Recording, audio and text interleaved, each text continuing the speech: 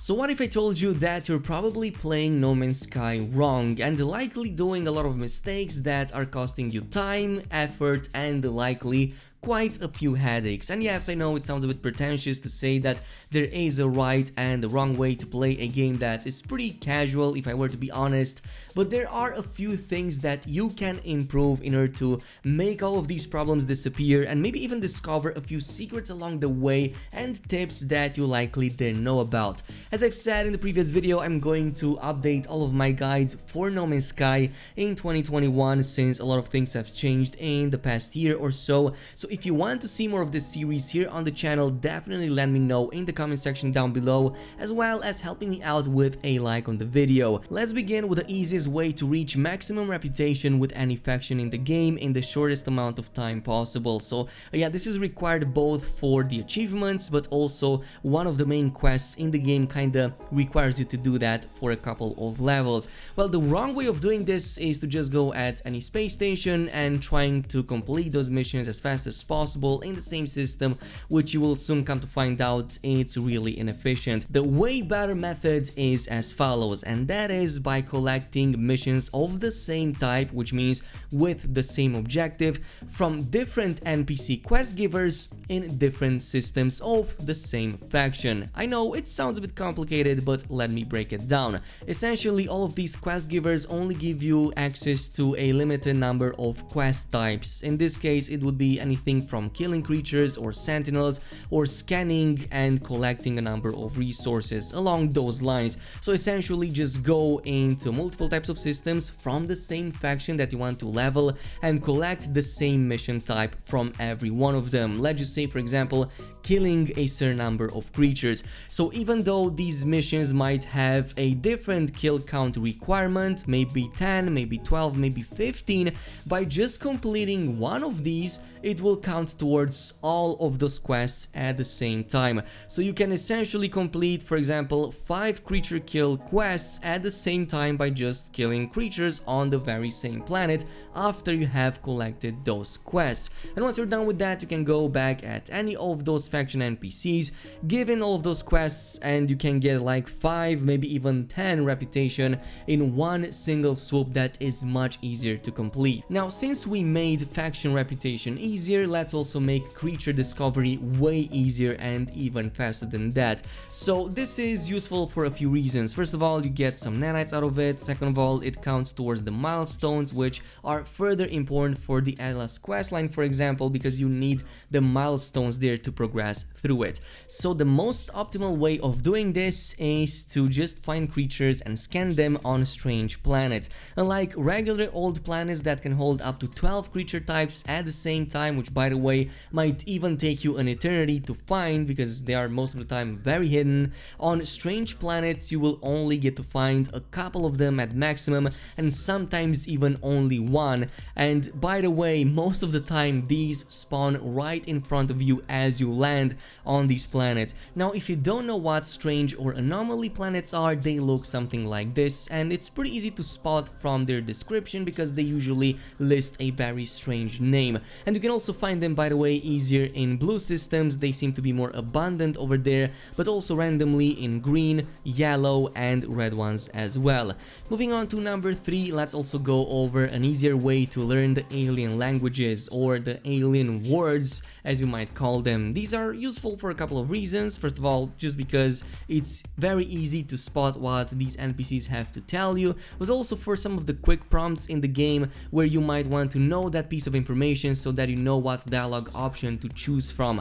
Well, the easiest way to do this is to go into any space station and simply ask every single random NPC over there to teach you one of their language words. And you can do this for all of the NPCs right there for absolutely free, and repeating this in multiple space stations eventually will teach you all of the few hundred words that exist in the game. Moving on to number 4, yes, hunting for multi-tools is going to be something that you're going to want to do to towards the end game and maybe get your perfect multi-tool.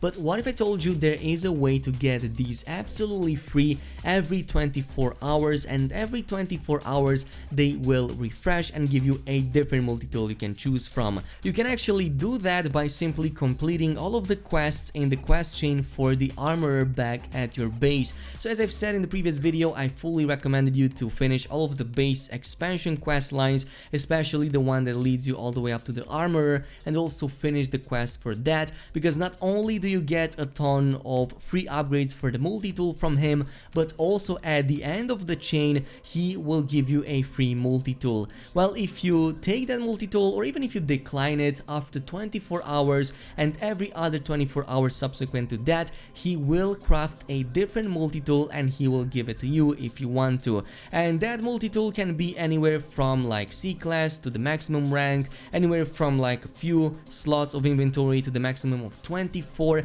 and it's a little bit of RNG, but every 24 hours you are guaranteed to get a free multi-tool, and you might even end up with a max rank without having to pay any fee on it like you do with the regular old hunting methods. Moving on to number 5, let's talk about expanding your inventory in the best way possible. In the early stages, when it's not too expensive, you can actually get 2 inventory expansion slots in every single system. The first one is gonna be done at the space station right next to this inventory NPC. Interacting with the terminal will give you the possibility of buying 1 inventory expansion slot. The second one is gonna be done by simply summoning the anomaly and buying it in the same system. But if you progress enough, eventually it will become way too pricey and it might even cost millions to unlock the last few expansion slots. So here is the much better way of doing this for absolutely free, and that's gonna be done through drop pods. Now, technically speaking, you can also get something called drop pod coordinate data and feed it into your signal scanner, but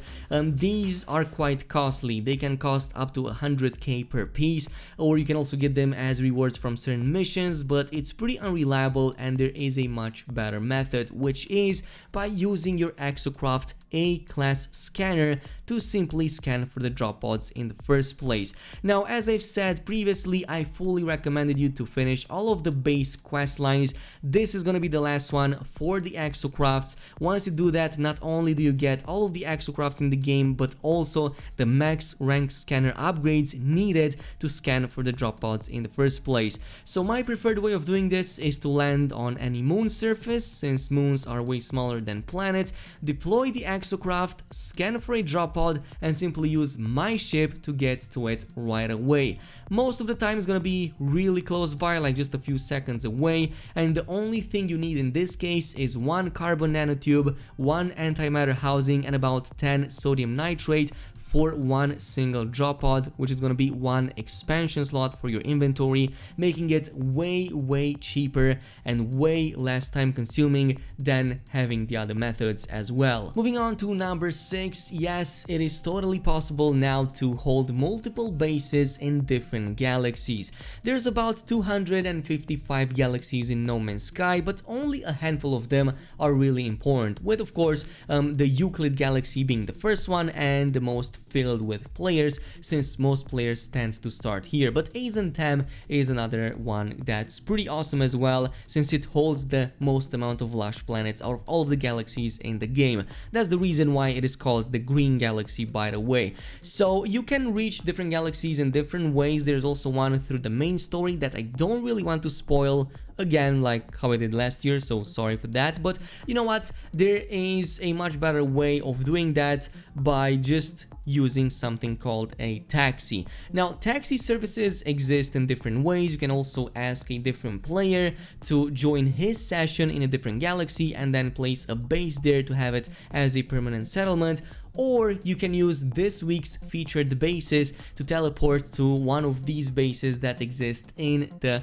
Azentem galaxy. So that's one of the examples that I wanted to give over here. Essentially, once you reach that other galaxy, the only thing you need to do is to set a base right there, and using the same terminus you can quickly hop between your bases within different galaxies in case you want to switch things up. And yes, they will all fully list their galaxies right there under the name of the base, and it's gonna be like super convenient to do this anytime you want to, as long as you keep the bases there.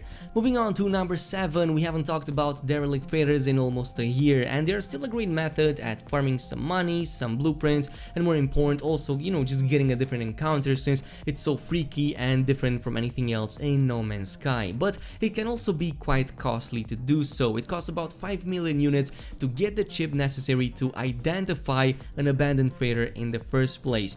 But there is one way of doing this absolutely free once per week, which is gonna be done through Helios. He actually gives you one of those modules for free once per week, and you don't really have to pay him anything. It's even going to show you right there onto the bottom right corner of the screen if you have that available once you travel to the space anomaly, and just head over there, grab that, and you can pretty much do the encounter without having to pay anything extra. And this brings us to number 8 on the list. It's not really a mistake on your part, as it is a secret that you might not even know about. So as you may or may not know, last year Hello Games got a new type of encounter in the game, which are these Anomaly Encounters in space. Essentially, every time you use your warp engine, eventually you can encounter one of the dozen or so possible types of encounters in the game. Anything from these strange looking structures to some really crazy big looking beings, maybe even something that might put you through a fight of sorts.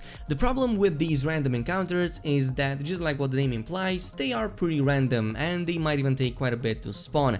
Not if you have something called an Anomaly Detector, which guarantees their spawn in the first place. So Anomaly Detectors are a very rare drop that you can get from simply destroying asteroids. Simply head over into any asteroid field and start blasting them away. Eventually, you should be able to notice an Anomaly Detector dropping, and from that point on, the only thing you have to do is to warp for a couple of seconds and it will guarantee spawn the next random encounter. It can be, by the way, very useful if you want to farm Quicksilver. Some of these encounters will actually give you Quicksilver, while the others might give you something like, upgrades for your living ship, but I've talked about that in a different video. This is it though, thank you so much for watching, and I'll see you guys next time.